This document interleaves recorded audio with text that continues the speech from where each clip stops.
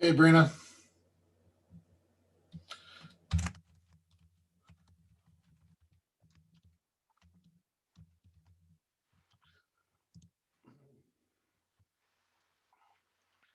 Oh, wait till we get some more folk in here. Don't know. We may not get a lot of people tonight, which is fine. I'm okay with that.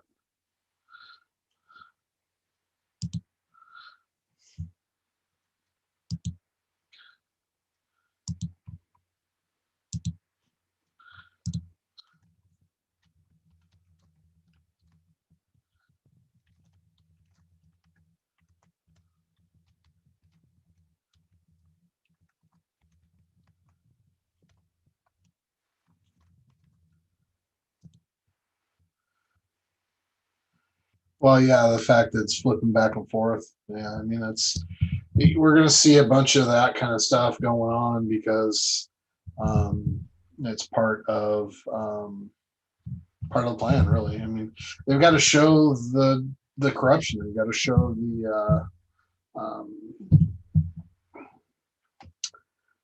oh, hi Tina. Good to see you too.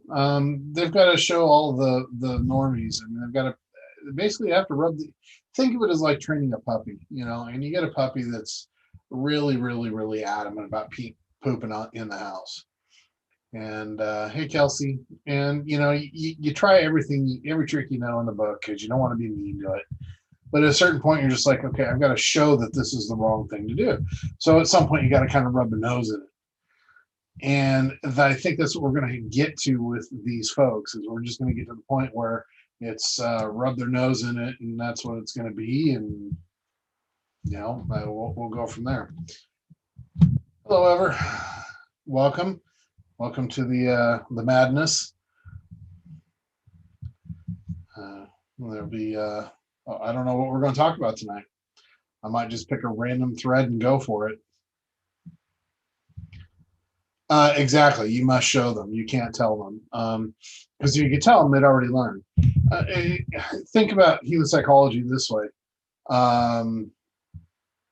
If do you learn better from other people's mistakes or from your own? Very few people are capable of learning from other people's mistakes. They have to learn from their own. So, hey, Cindy. Um, and that's what it boils down to is that you have to let Antarctica. I'll be doing Antarctica again on the 13th with oh boy, Patriot Transition Voice. Hi, Debbie. Nice to see you.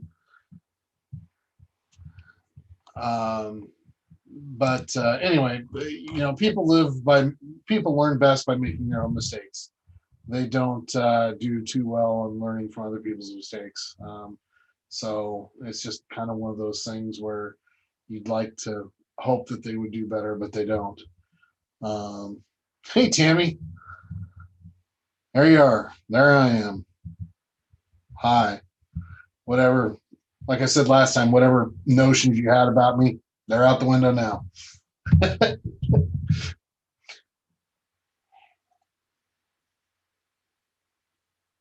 And you'll have to pardon me. I'm nursing a shoulder that's kind of bugging me again.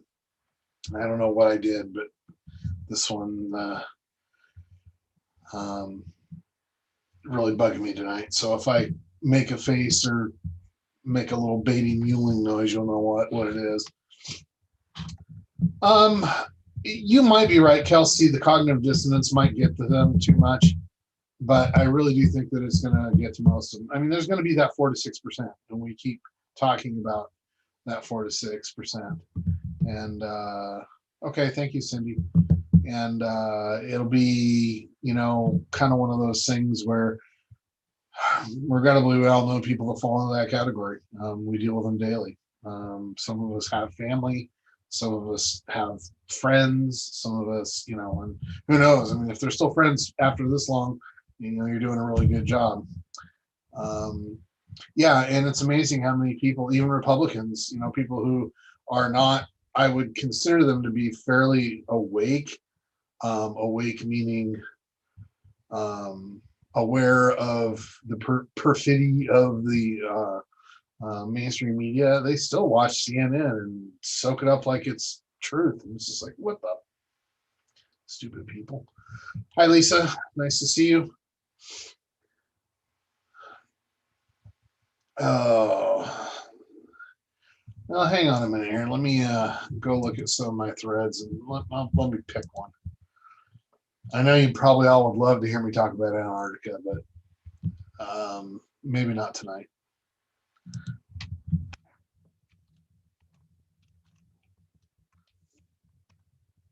I might actually talk about a couple that are circumstantially sort of related to today's events, but stuff I wrote over a year ago.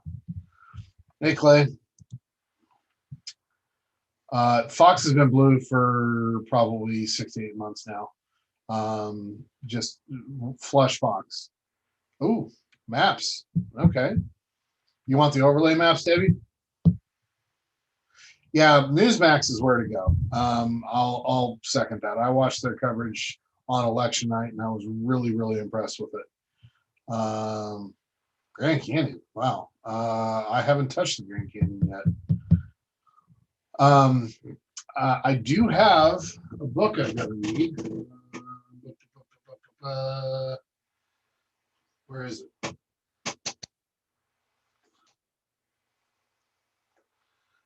That makes me mad. It was right here. This, which actually has to do, oops, with the Grand Canyon, Calaloos. That's the area where they found the Egyptian artifacts that's right there in the Grand Canyon area. So I want to read this and get a feel for it, see where it all went. But that's on the to-do list. That's definitely one of my interests, because if we can show that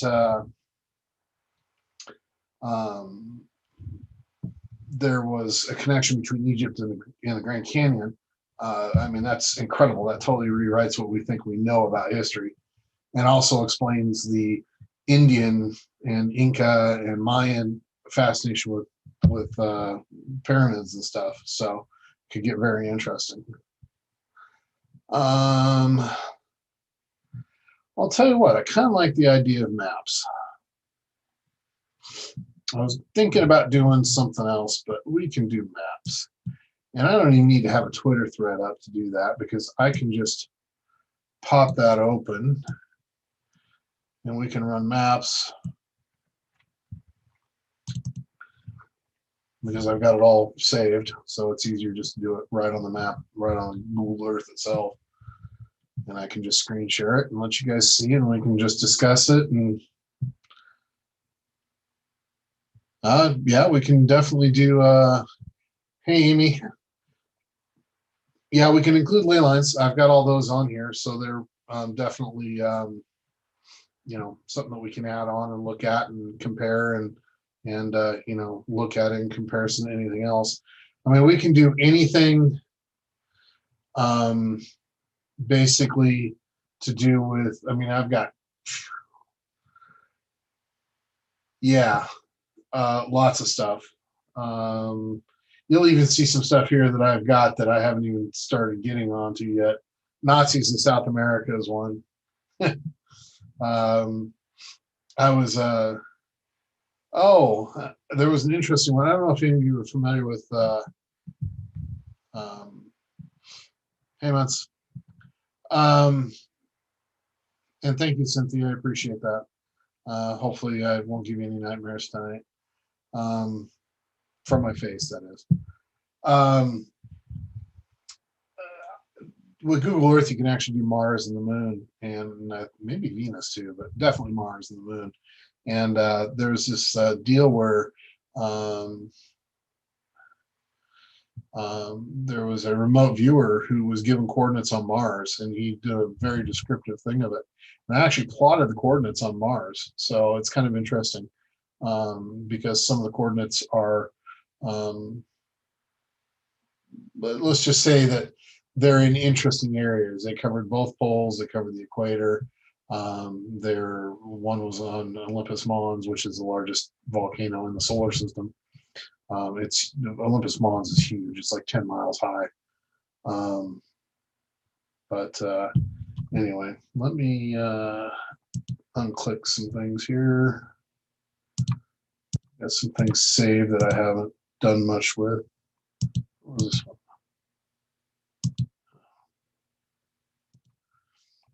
Okay, well, what I'm going to do, no, I have not read the Barron Trump book ever, so sorry.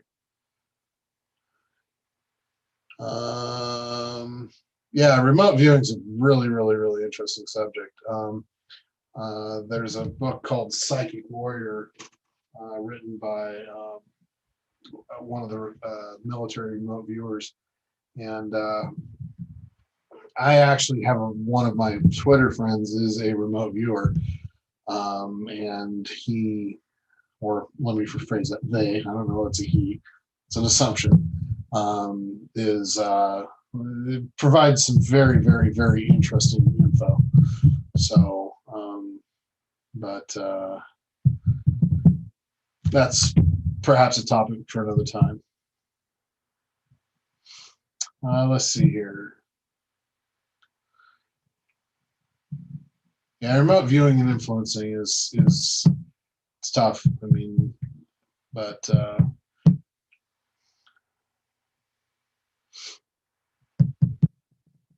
mass domestic surveillance. Well, yeah, that's life right now with Democrats running things. I mean, they're the deep state. You know, it's all about control. They want to control everything that you do. So.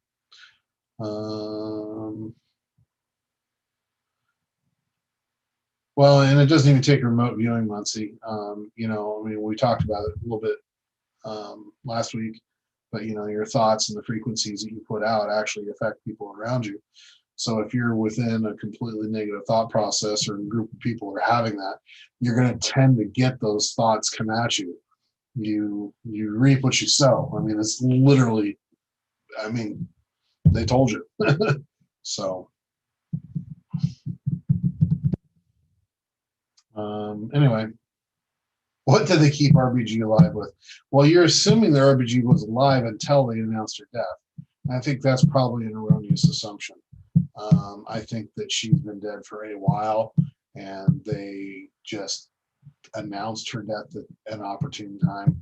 You know, the person that they had um, um, playing Ruth Bader Ginsburg did a pretty good job, but they no longer need it. You got to be careful about moving out of your head into your heart, because you have to. What we're doing requires logic and requires discernment, and that's head. Heart is feeling, and feeling is a part of what got us into some of this mess. So we got to learn to balance the two. So anyway, let's see here. What shall we do? Well, we can do DUMBS.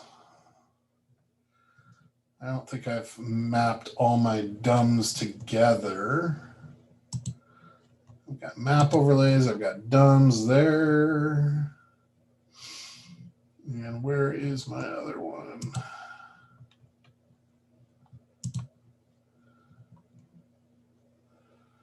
Did I put my... Well, here. Okay, let me share my map screen so you guys can see what I'm doing over there.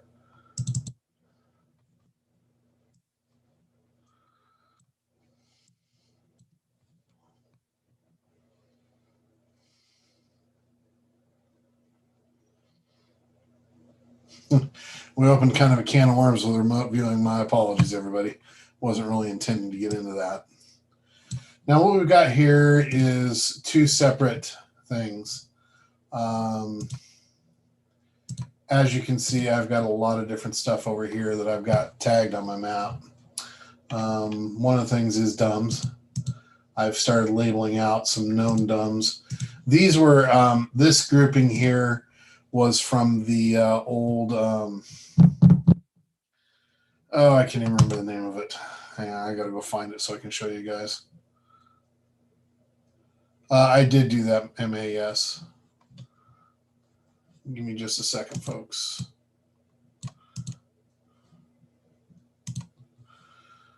I got to go find here, desktop. Oh, digs.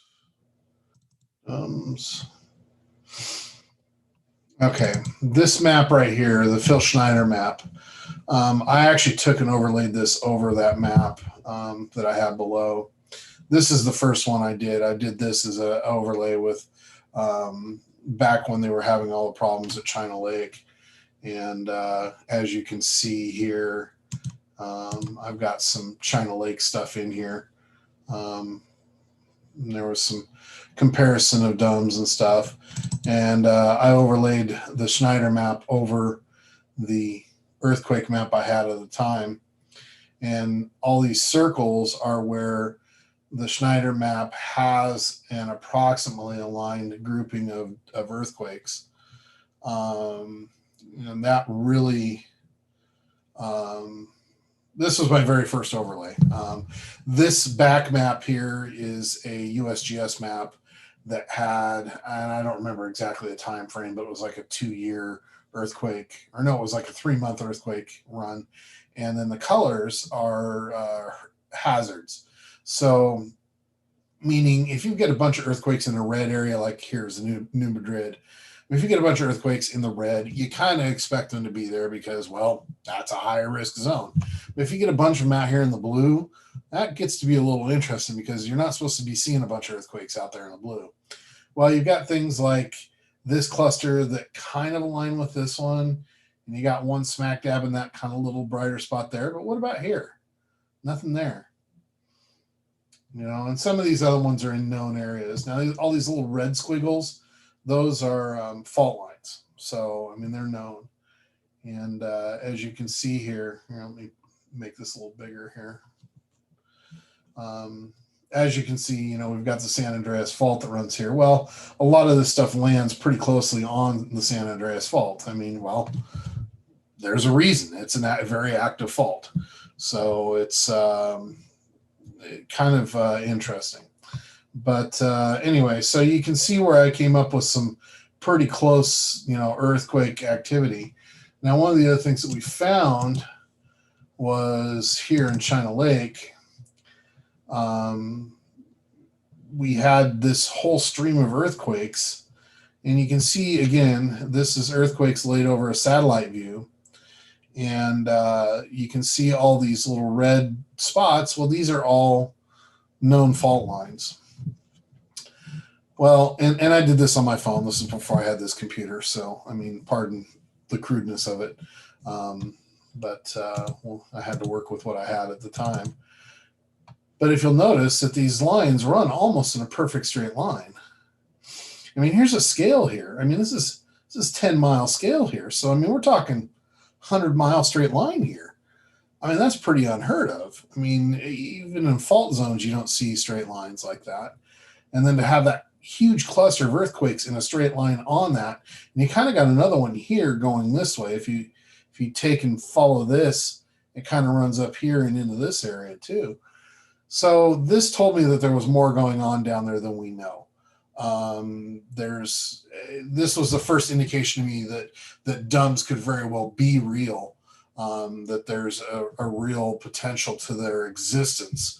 They're not just some fantasy thing that somebody threw out there, because these earthquakes, other than the one big one, which was a 7 or something, are all going to be, in the 3.5 to 5 range, which a 3.5 to 5 is equivalent to probably about a 50 megaton or 50 kiloton nuclear blast.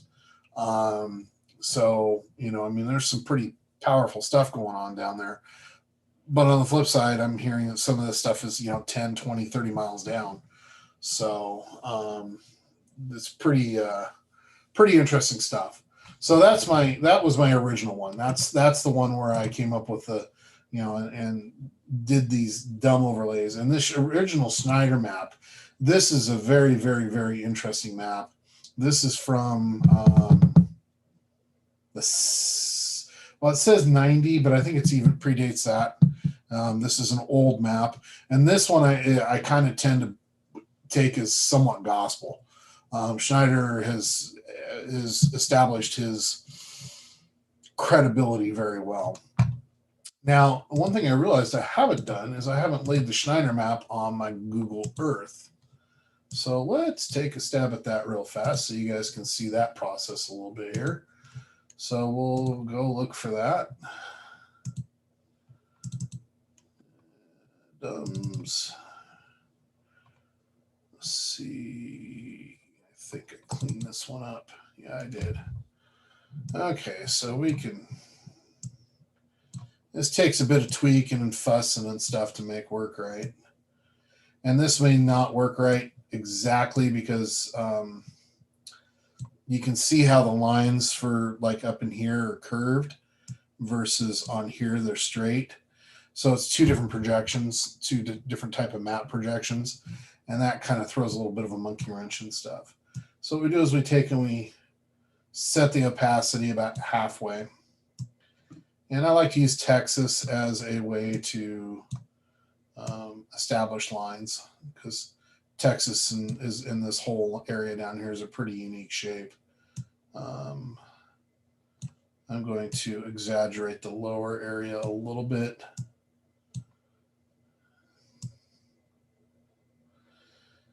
And I'll do as good as I can here. As you can see, like up here, you can see the gray lines aren't quite matching with the black lines. But it gets us close. I mean, this is probably as reasonable as we're going to get without getting too crazy. And again, the difference in the projection style really throws a monkey wrench in the works as far as ability to overlay correctly. You need maps that have a flat top of the U.S. across here, because when you lay it on this map, it gets that little curve. So anyway,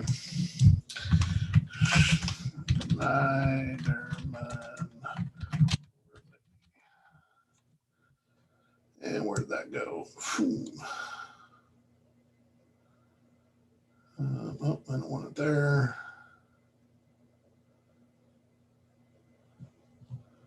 There we go. I'll throw it in here.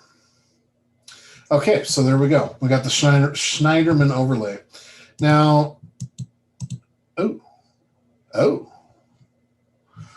well then, let's take a look at that since I just happened to click on it.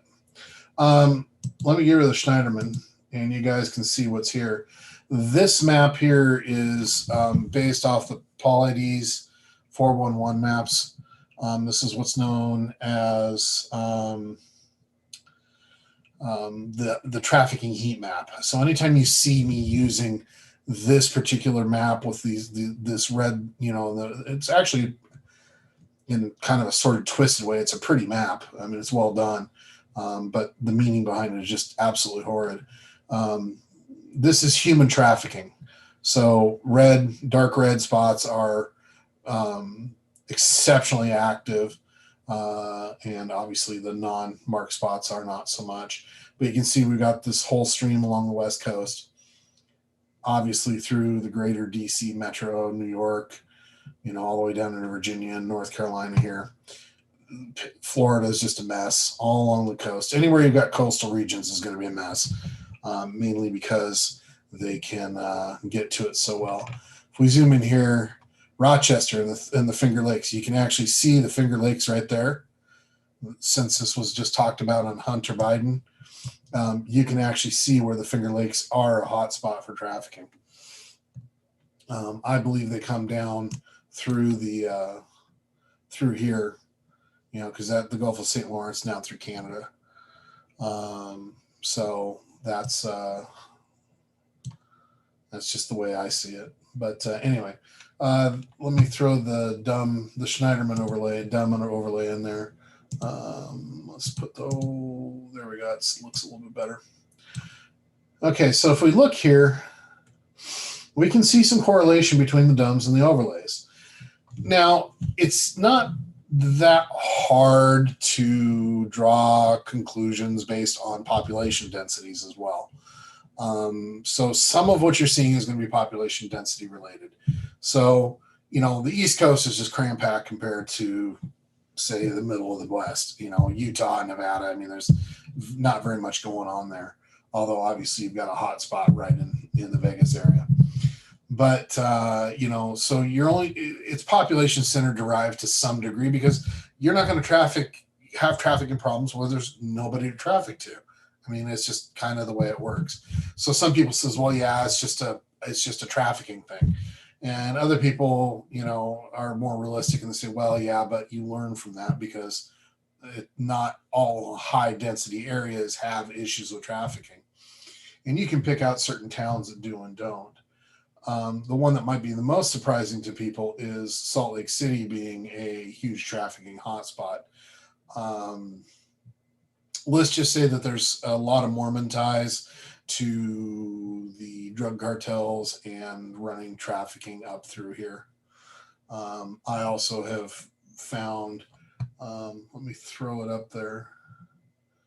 One of my digging buddies and I found a spot, and it happens to be right in the middle of this little spot here. There was a video done, gosh, we pulled it out of the video. I'm trying to remember who and what the video was. The guy that was killed, but he had done a video, and there was a kind of like a post-it white piece of paper that had coordinates on it. Well, those coordinates are this marker here. And we spent a long time researching this. And we tied this to the Mormons. We tied this is right in the middle of Moab. Any four-wheel drive guys will know what Moab is, but you know, it's a big off-roading thing. But you know, down in through here, and the Mormons and the Romneys have that family that was killed down in south of the border, the Mormon family. It's all this tied together. This is all one big puzzle. It includes the Romneys and the Mormons and the cartels and all this shit. So that's a whole big dig that we haven't really advertised. We've done part of it, but we haven't done the whole thing. So anyway, yeah, thank you, Cindy.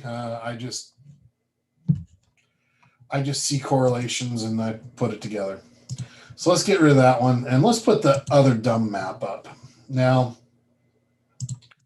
this other dumb map is kind of interesting.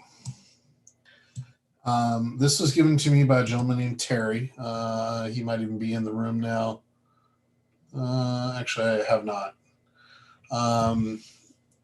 Terry provided me with this map, and I always kind of dismissed it as just being garbage. This may be the Gene Ready to Teach map. I'm not sure the exact source of this map. It's obviously red pins with lines and stuff. And one of the big things that everybody's remembering is I did this overlay with it, with the human trafficking and the correlations, and you can see it much easier here now. I can zoom in and you can see, you can see the correlations with where the DUMBS are and where the trafficking hotspots are. It's just, it's almost astounding, especially as you get out into the more sparsely populated areas. You can see where the intersections meet. They always seem to meet in these zones of where there's a hotspot.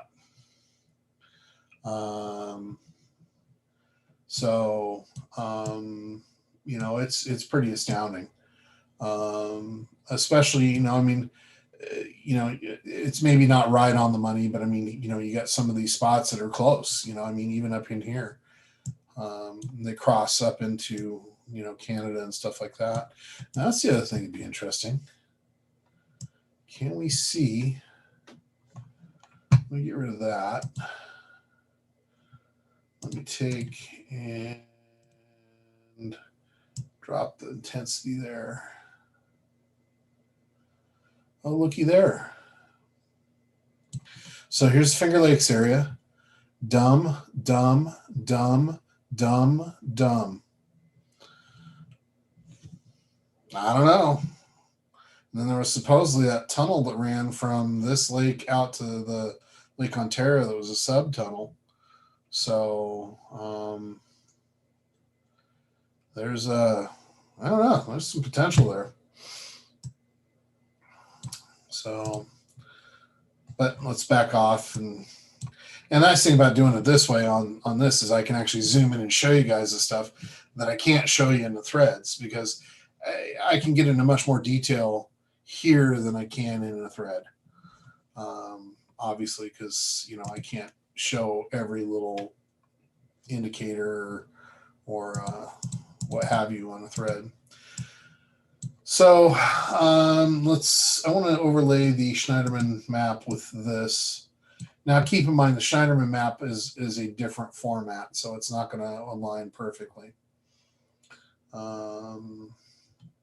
Okay, we have this commonality here. I believe, let's see, where's the actual California line? So this represents this line. Okay, yeah, I buy that. Utah, Salt Lake's pretty close. Colorado Springs, this whole mess up in here, I mean, yeah. And Tulsa, that's down here. It's up here on this map, but it's really down here on the main map. I mean, that's pretty good indication of what's really there. So, is it perfect? I mean, you've got this a little bit offset, but if you look at the map overlay, it's not perfect. So there's going to be some offset here that you kind of got to go, well, horseshoes and hand grenades. So,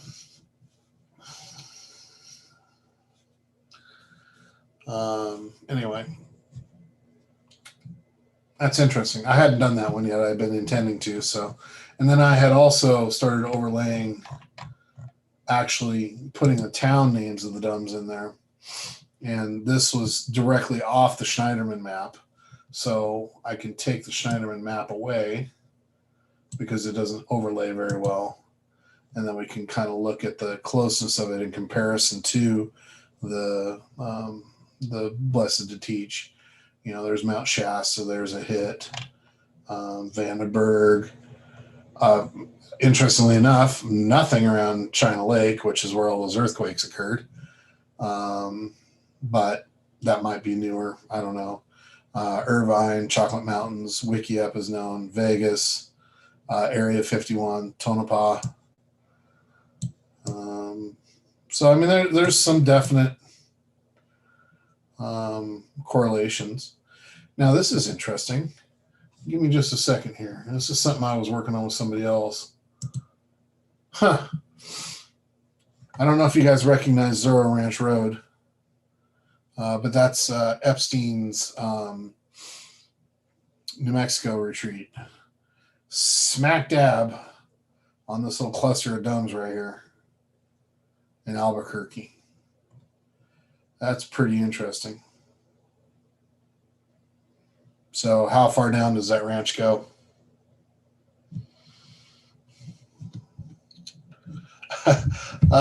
Horseshoes and hand grenades. It's an old saying. Close only counts in horseshoes and hand grenades. Meaning, well, I mean, I guess if that's not self-explanatory, I don't know how to explain it. But that's generally what it means. So, by the way, hi everybody that came in. I have been watching this, not paying attention to the threads. So here, let me not far from the Lex. One-legged biker fury. Where is that? Are you talking about in New Mexico? Because that's where we're at right now. I'd be interested to hear what you have to say. Because again, New Mexico, if I throw that Bears ear marker in there, we've got a trafficking lane that runs up through here, across and up into there. So it's A lot of stuff going on.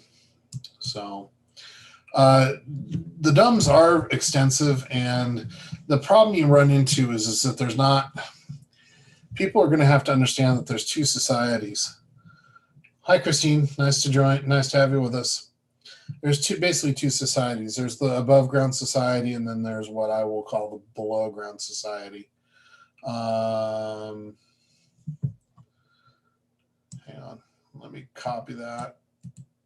Copy. Paste. Search. Boom. Okay, that's your marker.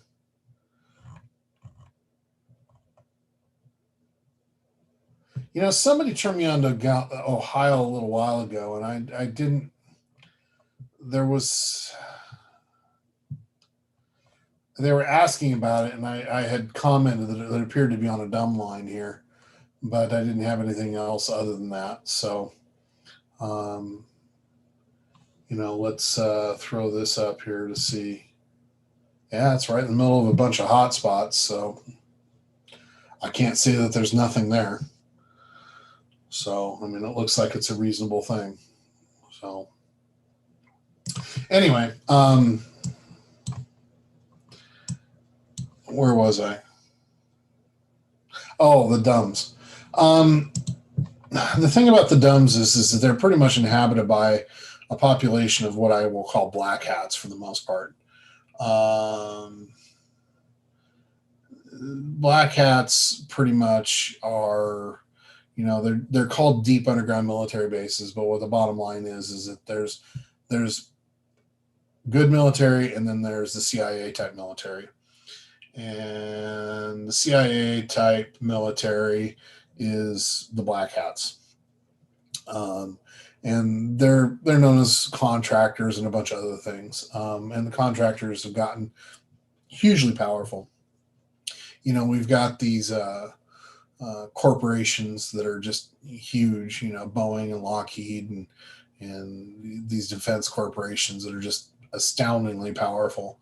And they don't really answer to anybody. And they have their own armies, and they populate these deep underground military bases with their own people. And there's a lot of stuff that goes on in these deep underground military bases that we probably don't, well, we do need to know about. But, you know, there's human experimentation. There's breeding farms, literally. That's a lot of what happened at China Lake. They found cages and cages and cages full of kids. So there's a lot of potential for really nasty stuff to go on. And the thing that people have to realize is that it's military, but it's not white hat military. It's not the U.S. Army. It's not the U.S. Marines. It's not the Air Force. It's CIA stuff.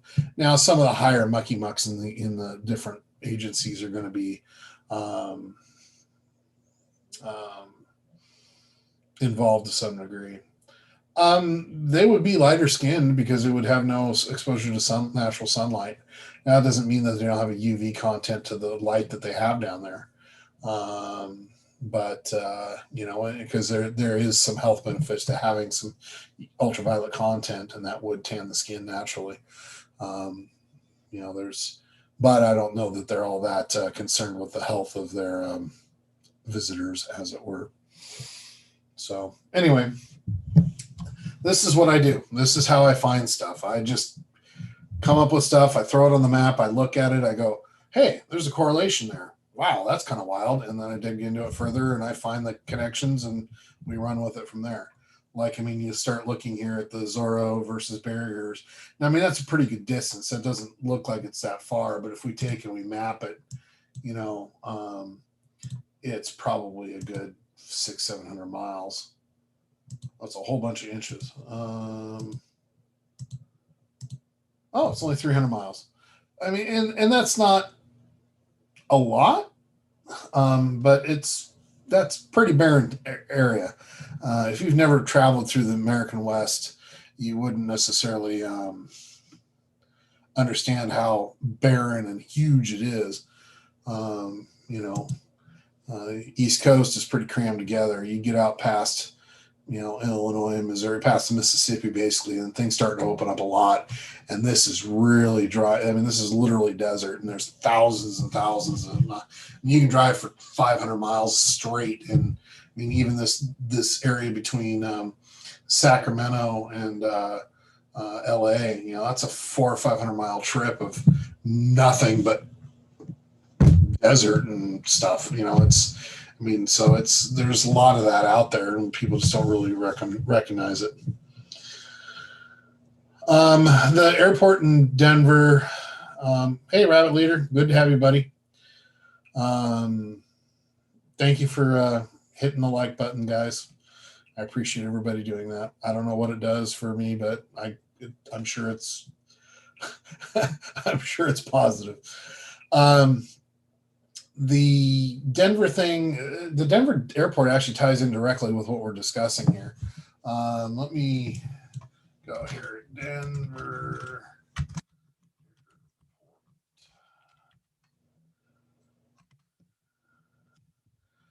Boom. How do you like that for a zoom in instantaneously? That's our good old famous Nazi signature there. You can see the swastika there, layout of the airport. And look at that. It's right smack dab in the middle of all this Denver dumb stuff.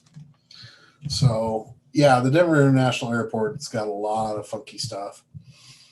And what's even funnier is now that I look at it, you see how Denver has kind of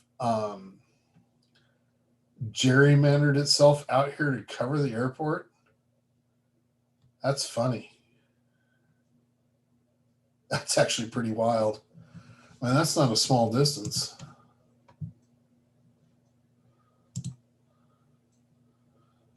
I mean, that's, 10 miles out of its way to, wild. Well, I guess they wanted that within their tax zone.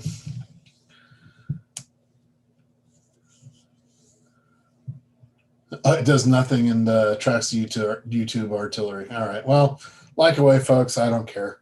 I've got thick skin. No pun intended.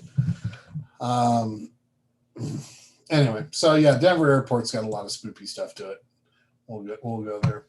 So let's get rid of some of this extraneous stuff that we've added in here.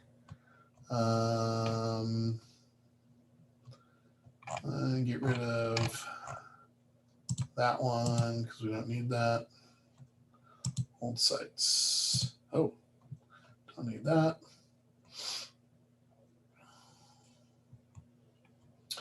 Another interesting one was the VA cemetery overlay.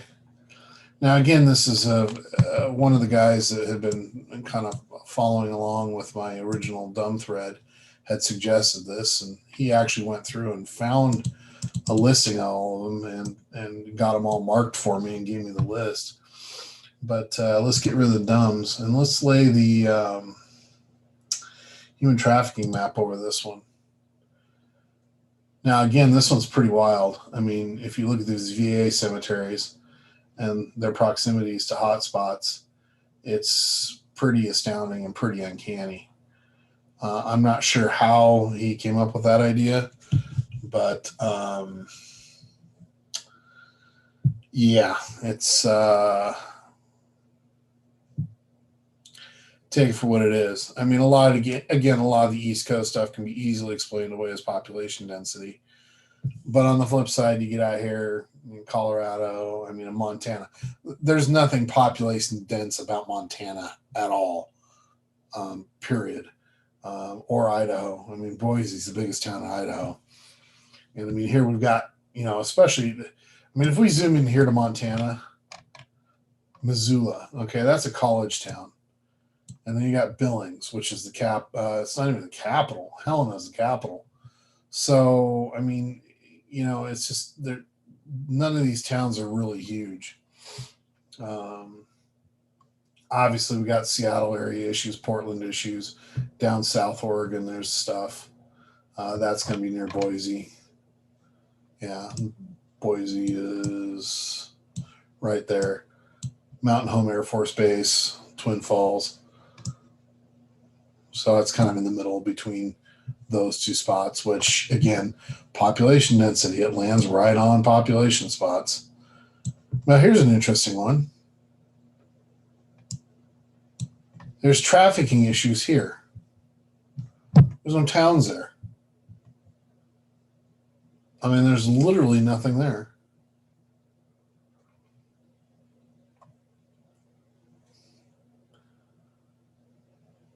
I mean, it's just, so you got to question yourself and wonder what's really going on in these places.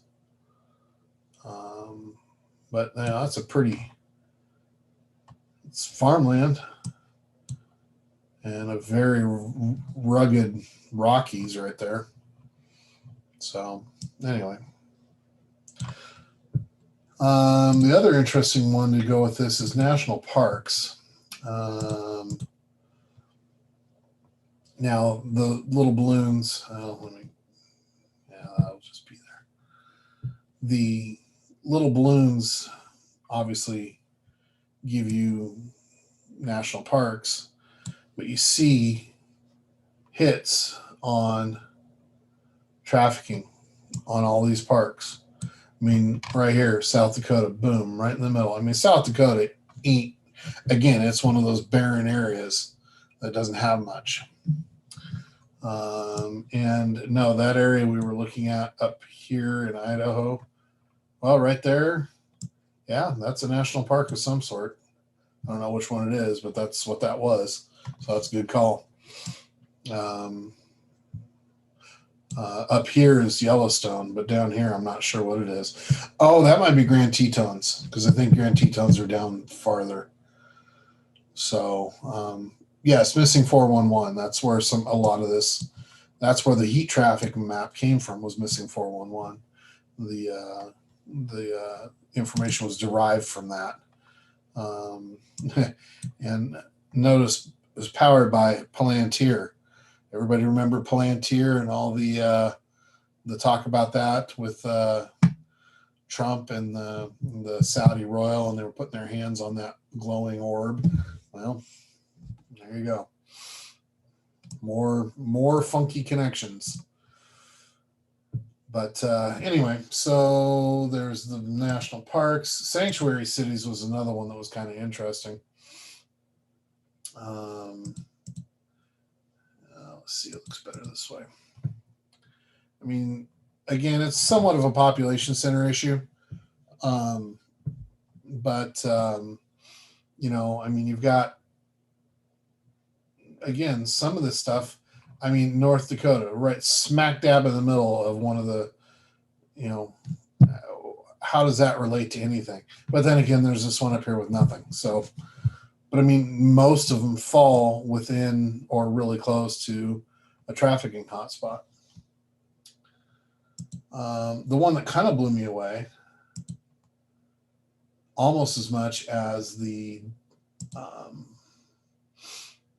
trafficking one, was the coronavirus outbreak. Now you can kind of see the lines, the black lines back here. The coronavirus map is a dark map, so it was kind of hard to work with. But you can see the red spots, and you just kind of let your eyes relax and see the crossing of all the spider webs, and you see where they cross. There's usually some activity. Now, once again, population centers, it's going to be an issue. But you know, there's all sorts of stuff up here. You know, I mean, Vegas obviously has got its issues. I mean, again, here we are, Utah. This is Denver, you know, Denver area here. I mean, it's just amazing. And this is older. This is old. You know, this is back in April or March. So, I mean, the numbers have shifted and changed a lot. But, you know, right now, this is where at the time I did this, that's what it was. Another interesting one is military bases. I thought the overlaying military bases and DUMBS would be kind of a fun one. And, well, yeah, I guess it is. I mean, I guess it should have been obvious. So,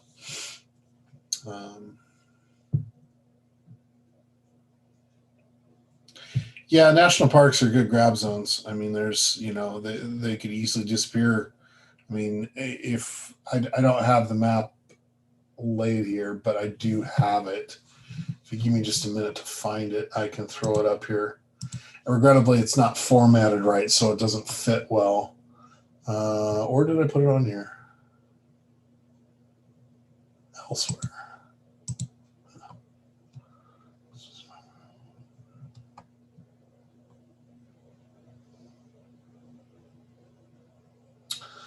Oh, no, I did that a different way. Let me. Mapping. Overlays. Give me a second here. I got to find it.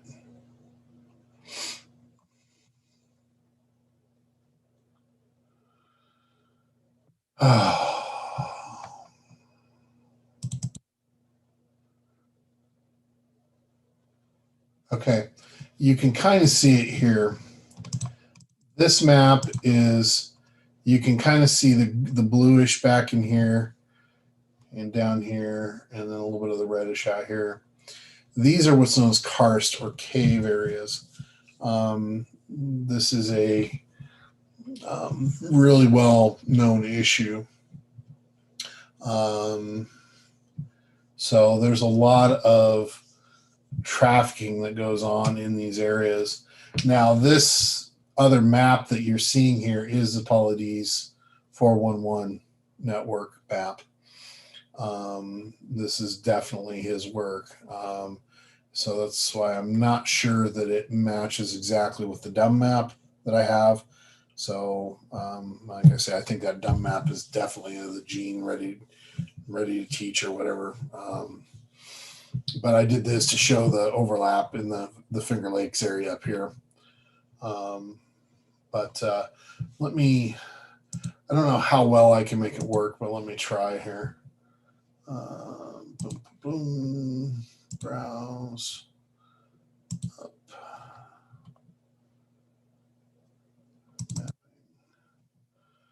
And as you can see, I have all sorts of maps that I've stashed and stored as I've gone along. Karst.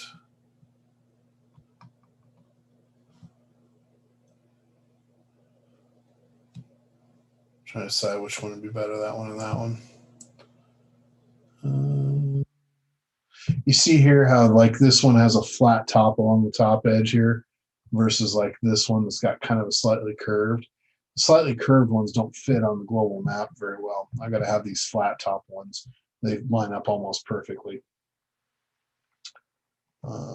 So if you end up deciding to go out and try to find me maps, find me ones with the flat tops. They overlay much better. The curved ones I have to overlay over each other off the global map, and it's cool, but it's just not quite as fun. So let's try this one first.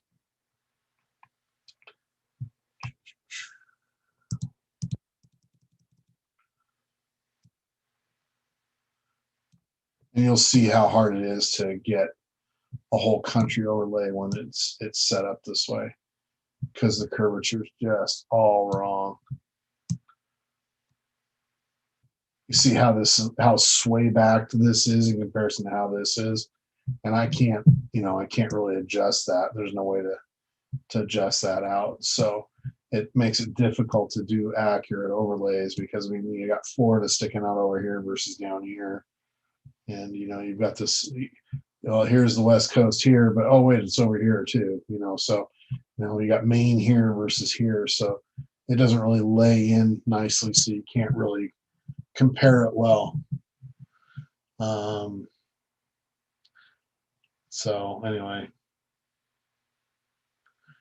suppose I should probably be reading what you guys are saying. My apologies. You got me off in my rambling teaching mode, and I tend to forget. So give me a minute here and I'll get caught up. By the way, hi to everybody that's come in recently. I'm not nearly as exciting when I'm doing this by myself because I only have so many eyes. Yeah, the Black Forest, the Rothschild Black Forest thing is very interesting. And if you realize that, like, let's just throw some perspective here. Hansel and Gretel, pardon me, that actually was set in the Black Forest. So a lot of the grim fairy tales were set in the Black Forest in Germany. So I think there's a very long history of that kind of behavior in the Black Forest. Uh, I'm not going to say it's necessarily been Rothschilds the whole time, but yeah, they're kind of crazy. And Clay, if you say it's Los Hermanos, I'm gonna find a way to slap you. But if you're serious, I'm interested. And for those of you who don't know, that was Breaking Bad. Yellowstone Ski Resort. Yeah, give me just a sec here. So anyway, this one doesn't overlay real well, so that's why I've never really utilized it. I need to find a good version of it that doesn't have the sway back. So let's go human trafficking. Ski resort. How about ski resorts near Wyoming? Yeah, I'd say there's probably a little relevance there. I mean, you got a hot spot here, you got 4 here, you got these 3 right here, and you got this one over here. So I'd say, ski resorts are probably another good, people get off in the woods and whoop, they disappear. And that's the thing is there any sort of way of tracking who went on a skiing vacation and disappeared, or who went to a national park vacation and disappeared? I don't think that they track any of that kind of stuff. I don't think that information is available. It's just like when you start digging, you find out the CIA and FBI don't track missing children. They don't keep any sort of records or statistics on where kids go missing, how old they are, where they disappear, things like that. All this stuff has been found based on people doing their own research on it. So, but anyway.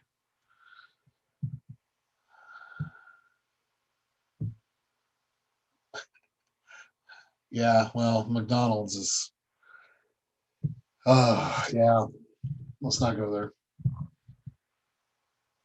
But yeah, I think ski resorts, resorts in general, hunting clubs is another one that I was thinking about checking out. I was just sitting in traffic behind a car and it had a hunting club sticker on it, and I got, well, that's interesting. So you start looking at hunting clubs. Well, what do? They go out and they hunt things, and I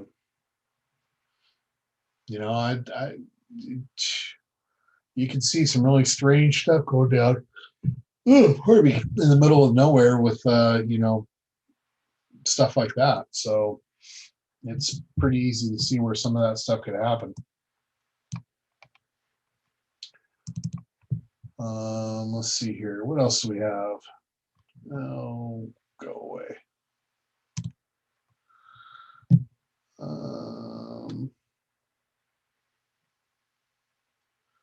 Greenland. I should leave these up. Okay, so remember it was Rosemont, Seneca. And there they are, right in the middle of the traffic in the Finger Lakes. This whole area is just a I don't use the word shithole, but it's obviously got its issues. I mean, that's pretty apparent that there's a lot of stuff there. I mean, you got the 5 lakes, or the Finger Lakes right here. And you throw the trafficking map over the top of it. What do you get? Problems.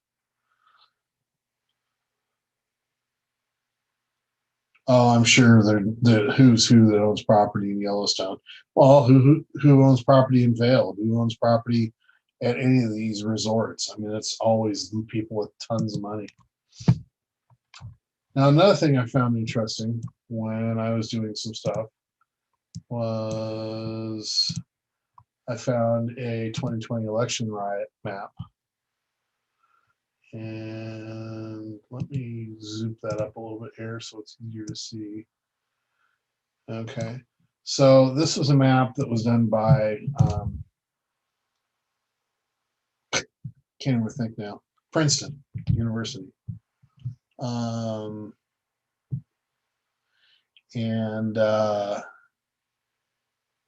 interesting thing is that they were setting out to prove that most demonstrations were peaceful, when in fact what they proved was exactly the opposite. They proved that most demonstrations are not peaceful. So anything with yellow has been a non-peaceful demonstration. Anything with blue was a peaceful demonstration. Well, as you can see, other than a few small spattering ones, anything that's happened in a majority populous area has turned into a non-peaceful thing. So let's take a look at, oh, what's a good, interesting, 2016 election results by county. Let's throw that up over the top.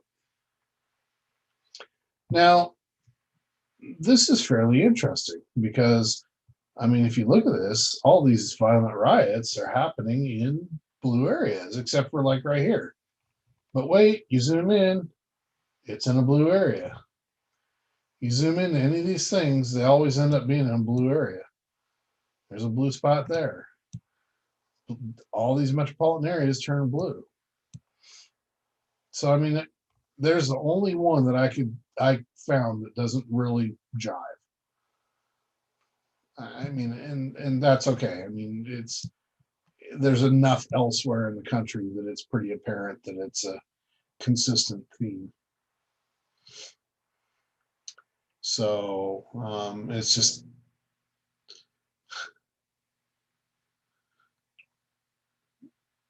oh, did you just blow up my Twitter DM? Okay, I'll go take a look at it. But one-legged, thank you. Gives me something to do on the weekend.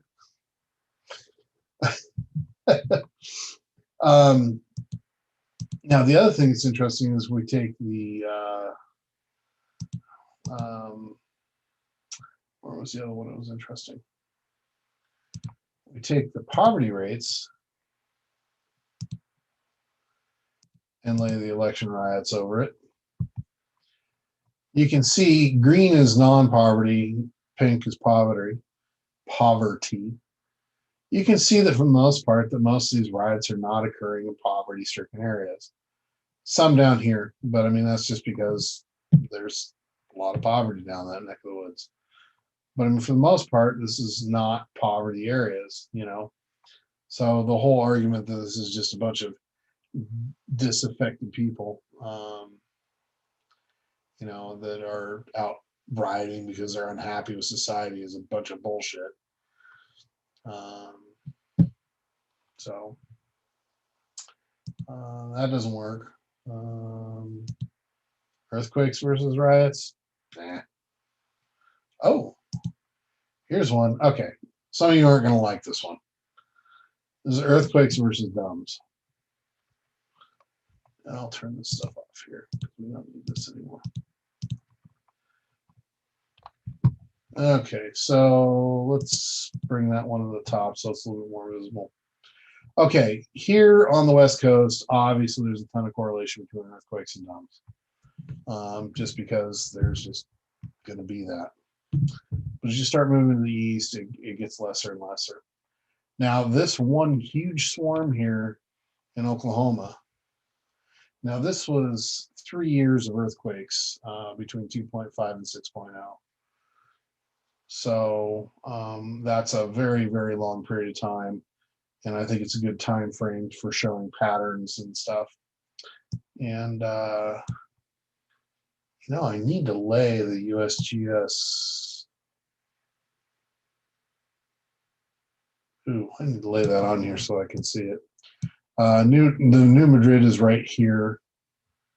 And then you've got this stuff over here too. So This is not New Madrid. I don't remember which one this is, but anyway.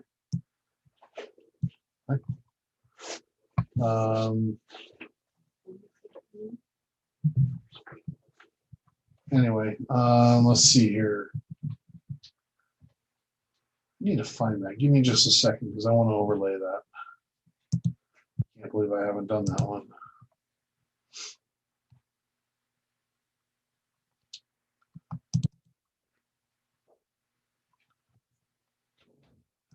There.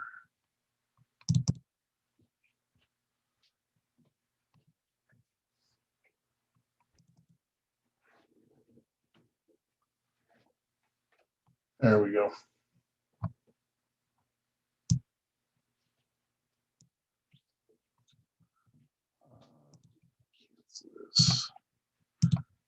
Those go away.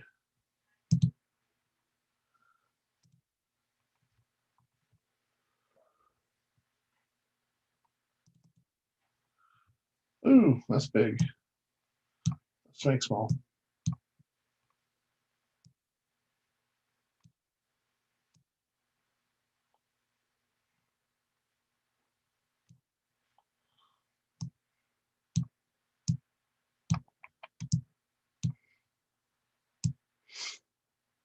Do-do. Do-do.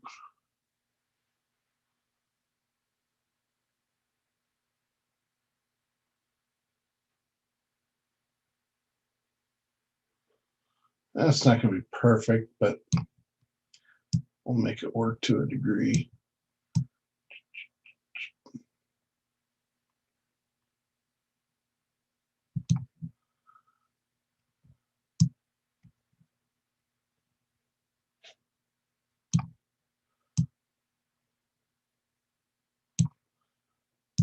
All right, there you go. So this is the earthquake hazard map.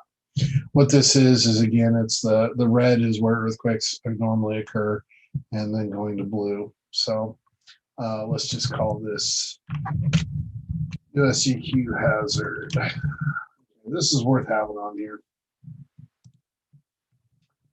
And then we throw the earthquake map over the top of it. So what you can do is, I mean, you can see where these earthquakes line up right with these yellow areas and these red areas. I mean, it's a dead nuts match. There's no question. Until you start getting out like in here, and then there's this whole monster wad of them here in Oklahoma. And there's this very interesting wad of them here in Texas in a not really known area. You know, the New Madrid, obviously you're going to have a bit. There's obviously this grouping here. You know, up in this neck of the woods, you know, you're going to have rare, super rare earthquakes. But it's this grouping here that just really gives me a lot of fascination. Well, if we overlay this, then it becomes very apparent that that's what's going on. This is definitely a dumb active site. Now, there is also a lot of fracking that goes on in Oklahoma in that area. So, you know, but fracking doesn't generate 3+ size earthquakes. Fracking generates 1.1s and 1.5s and 2.1s on the big side. I think the biggest fracking earthquake ever has been like a 3.2 or something. They don't generate huge earthquakes. And in fact, some claim that they don't generate earthquakes, but there's not that many people that truly really believe that. So, you know, it's just doing things like this allows you to actually really see what's going on. And it provides a very interesting viewpoint. You know, I mean, you got these two right here, and you can see the cluster of earthquakes behind it. And then you can see down here, there's the hot spot, but nothing up here. And this is a dead area. There's not supposed to be anything going on up there. You know, that's supposed to be a pretty calm area, but it's not. So, you know, take it for what it is.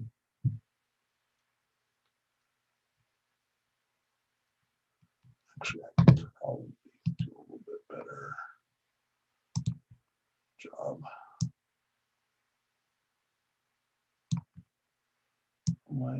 using some of these known spots.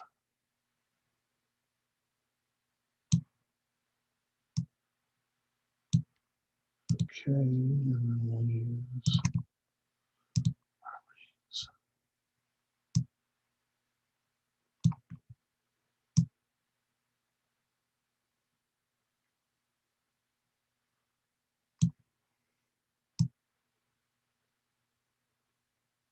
there.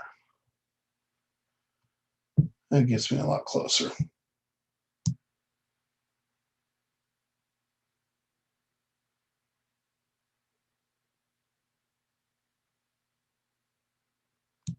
Okay. Sorry. Minor details. I get fussy about crap like that. Anyway, so there you go. You know, that's gives you the earthquakes, the DUMBS, and the hazard map. So you know where normal earthquakes would occur. And while you can't really necessarily 100% say just because you see a cluster of earthquakes that there's a DUMB there. Perfect example is this cluster that happened up here in Idaho right here. Everybody was going nuts about that cluster forever and ever and ever. Well, let's take a look at the DUMB map. Well, there's nothing real close to it. There's one kind of over here, and there's one kind of down here, and one kind of over here. But there's nothing in the middle, you know, where this is. And if you go and you look at it without the, you go and actually look at a satellite map of the area where the earthquakes are, you'll see that there's just no way there could be a DUMB there. There's no access within hundreds of miles. I mean, it's out in the middle of nowhere. Now, interestingly, there's a boys' camp right there, which that always makes me kind of go, especially with now what we know. But anyway, so let's see here. What else do I have that's interesting?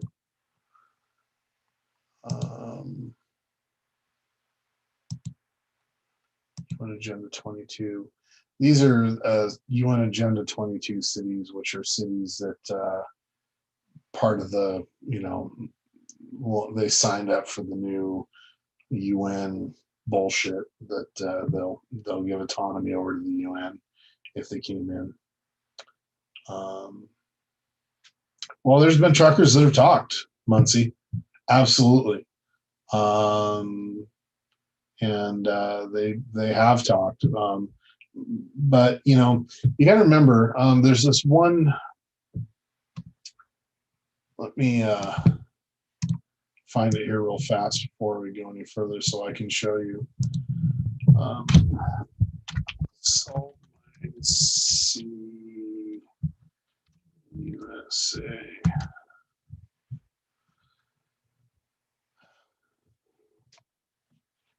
There's a salt mine that actually is now a underground city. And I'm going to try to see if I can find it for you.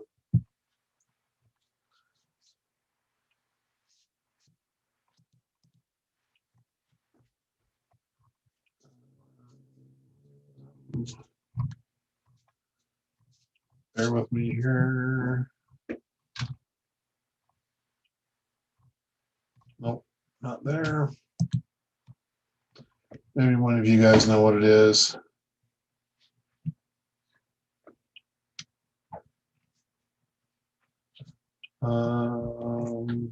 But anyway, there's basically huh.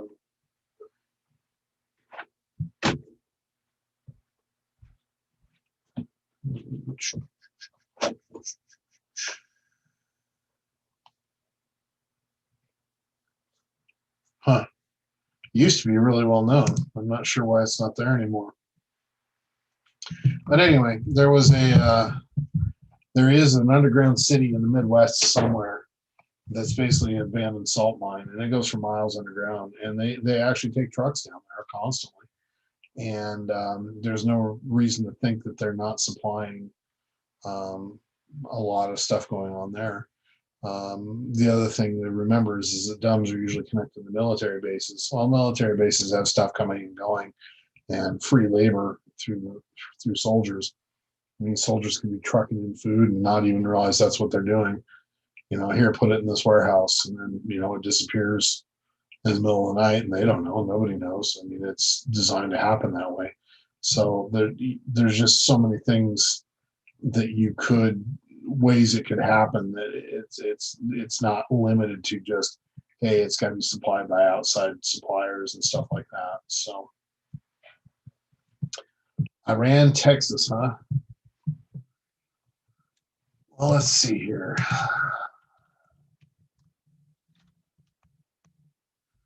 Boom. Let's see what the map says.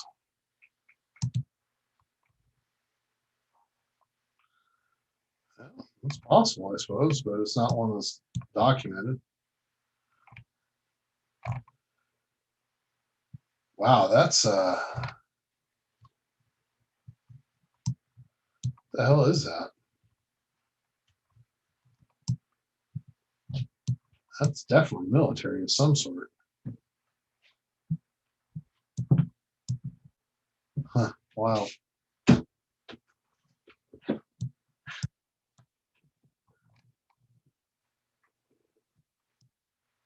Oh, that's some mining of some sort. Wild. And just the pattern, you know, is very interesting. When you zoom in on a pattern, you know, you would expect to find a house or something, but you don't. Just find all these flat spots. And there's some, oh, it's an oil field. That's what those are. Those are drilling pads. Okay, that makes sense. Huh, wild. I had never run across that before. Iran, oil drilling field. Ha ha ha. But I mean, yeah, you're possibly right. I mean, there's something over here. I mean, how far away is that? That's 100 miles. I mean, that's not close. But that's going to be the closest one on the map that is shown. So anyway.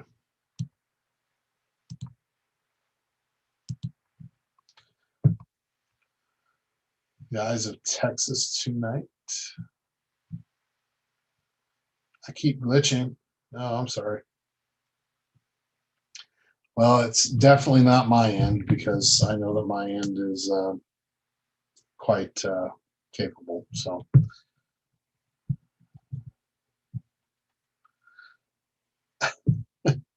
well, hopefully you're carrying too, Tina. So anyway, what else do we got here?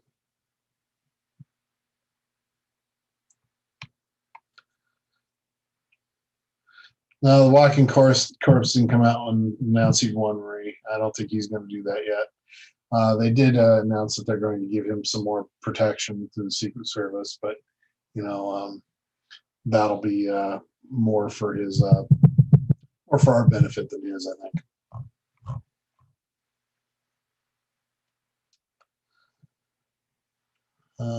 Anyway,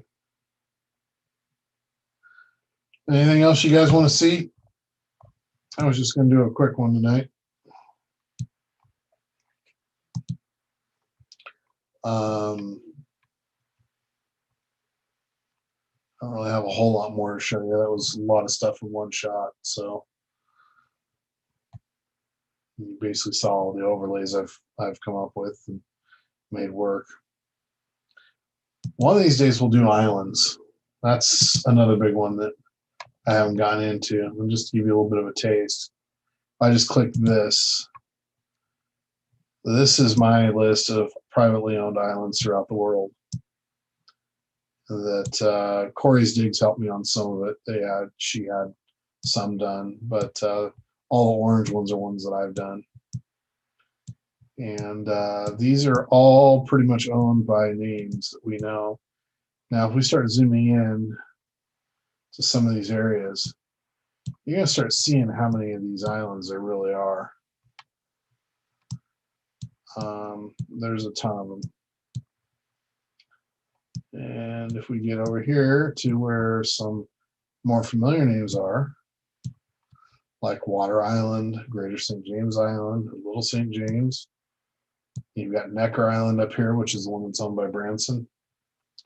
This whole thing right here is this is pedo trafficking central right here. But realistically, the whole network is that. I mean, it's just huge. So, oh, one thing I didn't do, somebody had asked. Let's do DUMBS. Oops, wrong DUMBS. Relays. DUMBS. Okay, and then we will throw the ley line map up there. I'm honestly not seeing a whole lot of correlation here with the ley lines and the DUMBS. There's only a couple big nodes in the States, and this is one of them right here down at it's right on the Arizona Mexican border. And there looks like there could be one there, but nothing stands out. This is the Great Salt Lake is the top of it's another one.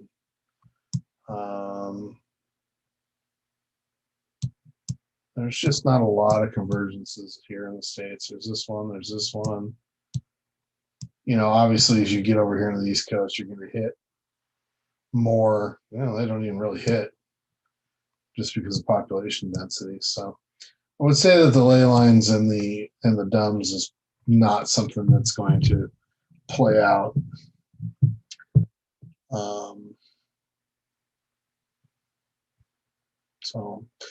Yes, I do remember the picture of Epstein in the Admiral uniform. I believe it was a costume party. You can read into it, or you can choose to think it was just a costume party. I don't think that he had any sort of. It's possible he had something with the CIA. I mean, the CIA was notorious for giving rank to almost anybody, so there was not anything against that. That's how they would send people out. You know, if you read Tom Clancy, you know that that's how they do things. So, I mean, that's just kind of the way it is. Anyway, let me kill this. Get some normalcy back to my world here. There, now I can go. Any comments on the pay servers? Well, I think that the pay servers are a distraction. They are not P. We found a bunch of potential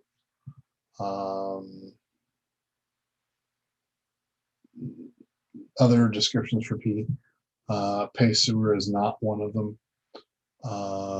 I've actually spent some time chatting with the visible pay sewer on Twitter.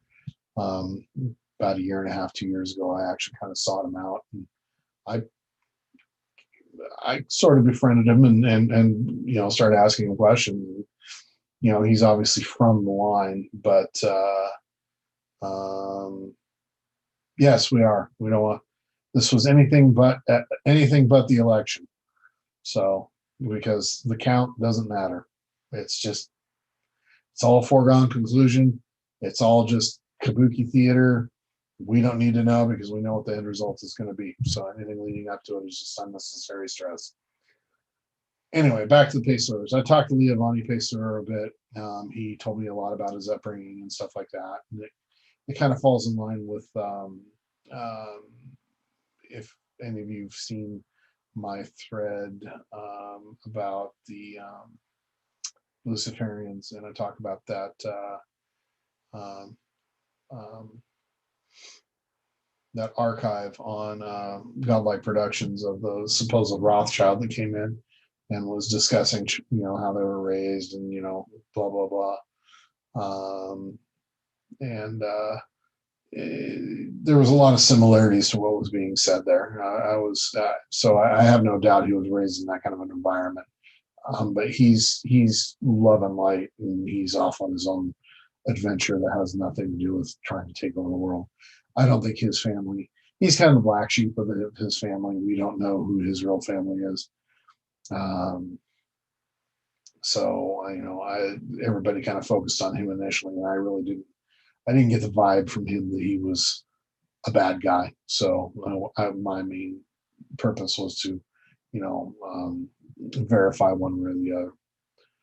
And I verified to my own satisfaction that he's not the Pesuer.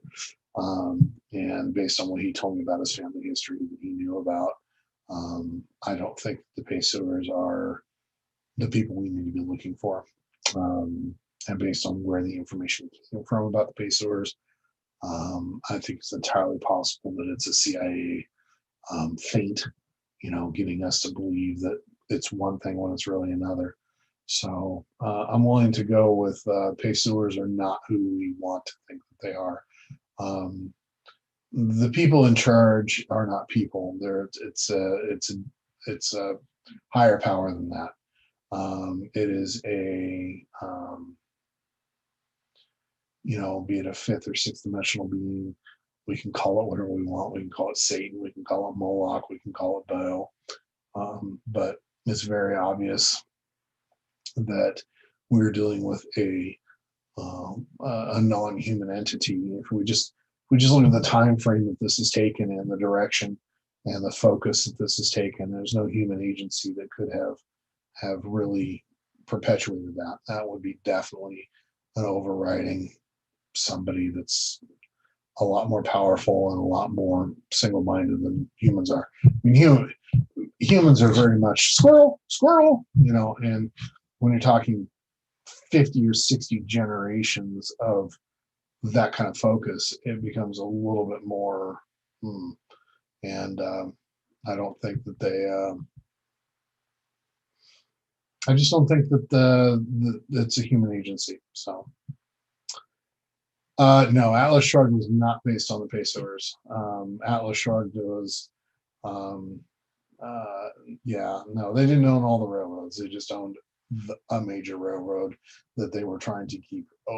Dagny Taggart was trying to keep open through thick and thin because of the looters. We actually talk about a prescient book. It really pretty much describes exactly what's going on. I see a lot of John Galt and Galt's Gulch and different monikers that are Atlas Shrugged. It really plays into this. I mean, I don't necessarily fully agree with everything Leanne Rand says or believes, but her thought processes are a lot better than a lot of the fucked up thought processes that the leftists espouse, and they really hate Ayn Rand. So, if they hate her, then that's pretty indication she's probably going in the right direction. Divine Frequency. Am I aware of any facilities outside the U.S.?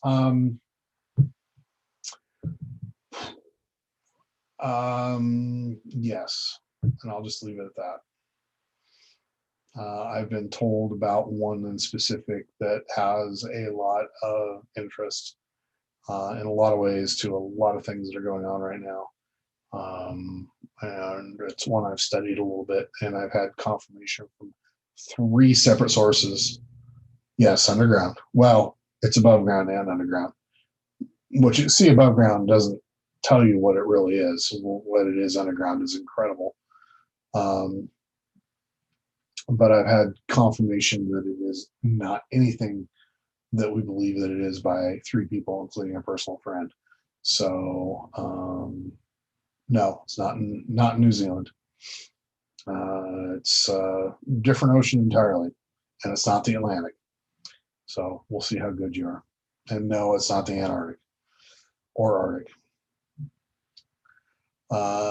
And that Rothschild conversation was something else, wasn't it, Tina? I mean, you could have spent a lot of time on that, and it teach you. There's a lot there. Meditating, I don't necessarily meditate. I don't know. Maybe I guess what I do could be considered meditation. My brain never really shuts off, even at night. It's constantly going. I'll dream about stuff, and I'll put stuff together in my sleep. As far as connections, I'll wake up and go, "Whoa, holy shit, there it is." Um, just certain things jump out at me when I'm in my sleep. So because my mind is relaxed enough that it lets the natural connections happen. So um, my brain's a little strange, so don't uh, don't try to emulate it.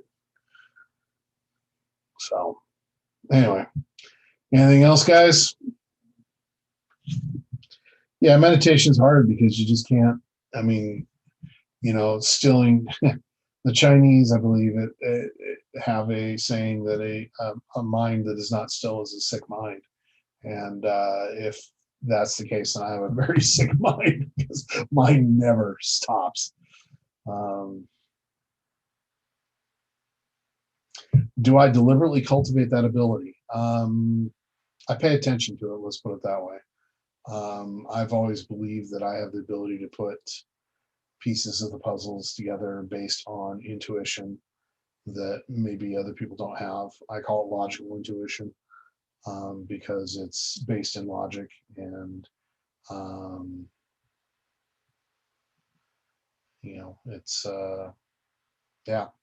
I mean, obviously, every once in a while, something jumps out at me and grabs me, and I mean, my whole Atlantis thread was kind of that way. It just how many different disciplines and how many different millions of years are we talking about? And I mean, I was able to kind of piece it all together and make it make sense, and it worked. And I honestly think I'm purpose. I was led to that one. But the dream info, no, I don't purposely try to dream. It happens. Sometimes it's just benign.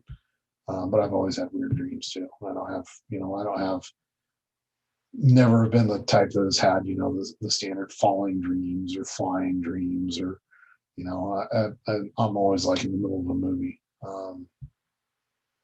Really different. But anyway, how do I think it feels to be one of these blood vampires at the top of the pyramid? I have no idea, and I don't really give a damn. You know, they've given up their soul and their humanity, and they may never have had it to get there. And I have no interest in that.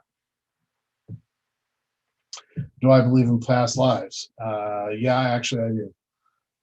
I do believe in the idea that we have to. Um, we are given multiple chances to come to the realization of what the world is and what our place in it is, and what death is and what our place in that is as well. And until you realize death, man, you're getting off into some heavy stuff there. I've always believed that death is something you shouldn't fear. It's just the next step. Um, and the people that are prepared for it, will welcome it as an old friend, not as something to fear. And I think that people that are at that phase in their life are ready, I guess is the way I can say it, ready to move to the next phase. But anyway, yeah, I do think that we get led by a higher power, but I also think that if we kind of look at the world and trust our instincts, um, is I call it instinct. It could be, that sixth sense. It could be being guided by another being. It could be, a connection to a different plane, and we're putting it together that way. I mean, there's a gazillion different ways we can look at it, but the bottom line is you either pay attention to it or you don't. I never really let it override logic. but I do let it supplant or supplement what I logically think. I mean, if I come up with something in my dream that's just so out there and I can't possibly put it together with anything else, I have to reject it because it's not, there's no basis in fact. But if on the flip side, I come up with something and then I start looking into it and then all this stuff points at it or agrees with it or whatever, then yeah, I mean, it's for sure, it's a real thing. So pain is an illusion. Um, I won't disagree with you. It is an electrical signal in your brain, and your brain is interpreting it as such. But your brain is also the perceptive part of your body, and when it is being overwhelmed by certain signals, pain being one of them, it can become very difficult um, to stay properly focused. I've endured physically some of the biggest pains that are possible from what my understanding is. I've had third-degree burns, kidney stones, gout. Um, so, I understand what pain is pretty well. And sometimes you can't get away from it. I remember one time I had gout so bad that I could feel my heartbeat in my ankle. And when I say feel my heartbeat, imagine somebody taking a white hot dagger and driving it into your ankle every time your heart beats. That's what it felt like. And there's certain things that you're, now, I'm sure it can be, but man, that takes a better person than me. So we'll just put it that way. Muncie, you're talking about the Book of the Dead. The Book of the Dead is the Egyptian guidebook to navigating the afterlife, as it were. So, and Clay, sorry that your husband has gout. Trust me, when he says he hurts, he hurts. It's not a joke. I've talked to women that have been pregnant and that have gout, and they would rather have another kid than have gout. So, kidney stones are the only ones that approach gout. Neither one of those is fun. So, anyway, how do we get talking about all this? Anyway, all right, guys. Well, I need to go. It's time for me to go get some dinner, get some food in me. I'm obviously wasting away right in front of you. So, it's I got to go stop that from happening. So, appreciate you guys coming in. Appreciate you guys hanging out. Thank you for the conversation. It was good. I may jump on Sunday and cover some specific topics.